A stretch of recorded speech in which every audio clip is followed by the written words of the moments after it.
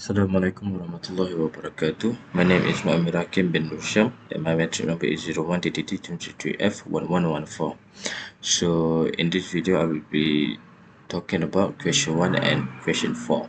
So firstly, question 1. The question asks us to implement the following basic operation for a queue using a linked list in C++.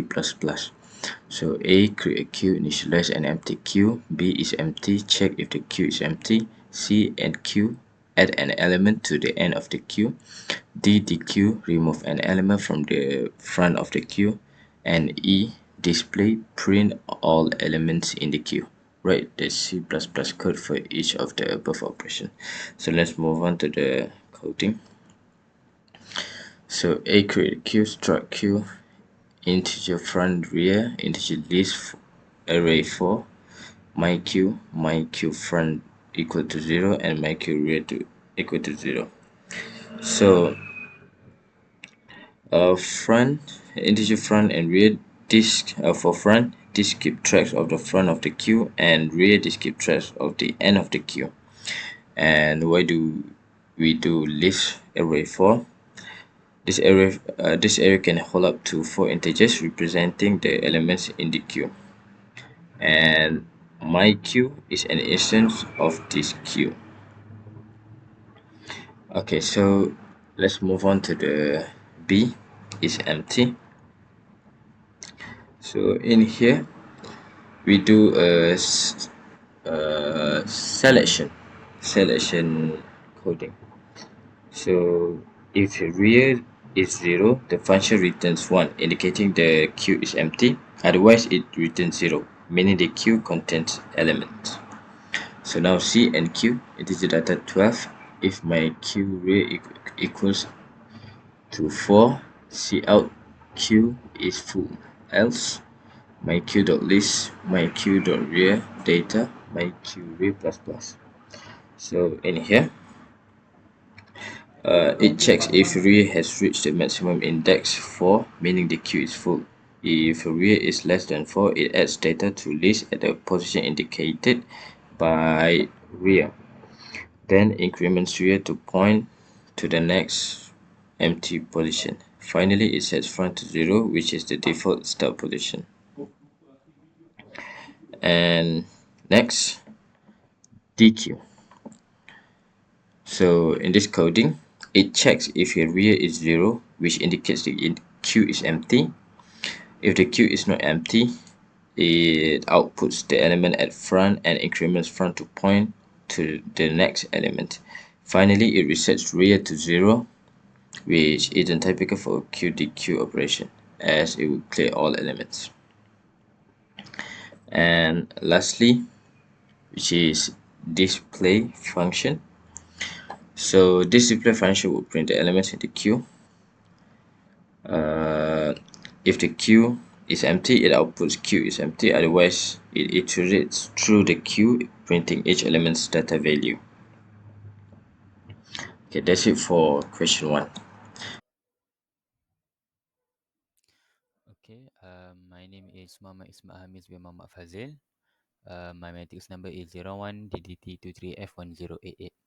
Today, we will moving to question 2.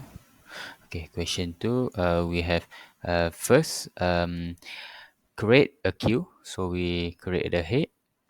For the second, we NQ 2024 and we put, and third, we NQ 2020, and for fourth, we DQ queue, and we just move out the 2020.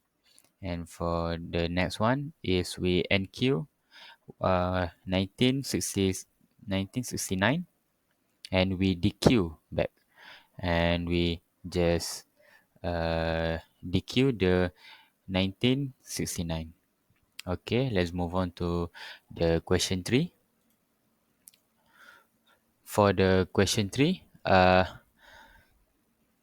we create a queue, and for the head, for the next one, we NQ 10, and next we NQ 20. For the next one, we NQ 30. Next step, we NQ 40. All right. Now we have four data, and we NQ another one 50, and next we DQ. So we just DQ the 50. Next, uh, DQ.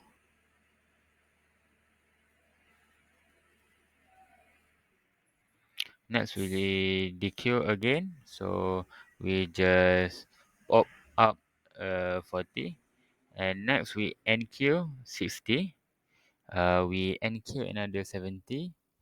We DQ. So we just move out the 70. Next, we DQ again. So we move out the 60. And the last one, we NQ. So we NQ the 80. Thank you. Okay. So question 4, consider a circular queue with a capacity of 5. Perform the following operations and draw the state of the queue after each operation. So first we have to create circular queue CQ, NQ CQ10, NQ CQ20, NQ CQ30, NQ CQ40, NQ CQ50, DQ CQ, DQ CQ, NQCQ60, NQCQ70, DQCQ, DQCQ, and lastly NQCQ80. For each operation, draw the state of the circular queue, showing the positions of the front and rear pointers and the element in the queue. Okay, so now the first one is create circular queue. The circular queue is initialized as empty with a capacity for 5 items. So 1, 2, 3, 4. Start with 0. And B, NQCQ10. So adding 10 to the queue. Since the queue was empty, both front and rear move to 0. And next, NQCQ20. So we add 20. So the rear moves to the position of 1. Okay, next. D question, NQCQ30. So we add 30 in the queue and rear now moves to position 2. And next, E, NQCQ40. We add 40 and same, the rear moves to the position 3.